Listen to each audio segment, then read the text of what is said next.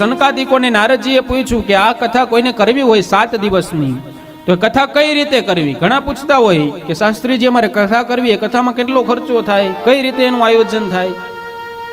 તો એના માટે આ બીજો શ્લોક 6થા અધ્યાયનો, એમાં સનકાદિકો નારદજીને કહે છે કે વિવાહે યાદૃશમ વિત્તમ તાદૃશમ પરિકલ્પયેત, કે વિવાહમાં જેટલો ખર્ચ થાય એટલો ખર્ચ યાદૃશમ વિત્તમ, એટલું વિત્ત એટલે કે ધન એ કથામાં ઉપયોગ કરવો. બહુ સરસ મજાની વાત કરી છે.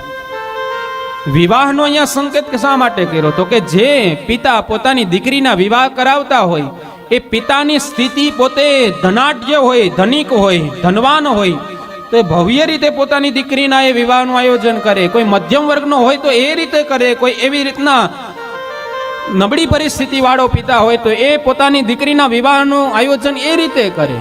પોતાની સ્થિતિ અનુસાર પિતા જેમ દીકરીના વિવાહનું આયોજન કરે એવી રીતે યજમાનોએ ભાગવત કથાનું આયોજન પોતાની સ્થિતિ અનુસાર કરવું. એવું ન હોય કે તમે મોટો પંડાલ બાંધી દો તો જ કથાઓ થાય. કથાઓ માટે કઈ એ બધી સુખ સુવિધાની બહુ આવશ્યકતા નથી. કથાઓ માટે તો ખાલી વ્યાસપીઠ હોય, શ્રોતાઓ હોય, યોગ્ય એવા વક્તા હોય કે જે આપણને કથન કરે ત્યારે એ કથા છે પિતૃઓને મળી જાય છે.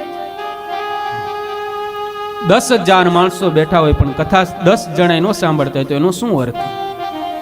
પણ સામે 5 જણા બેઠા હોય પણ જો તલ્લીન થઈને કથા સાંભળતા હોય તો એ કથા સાર્થક છે.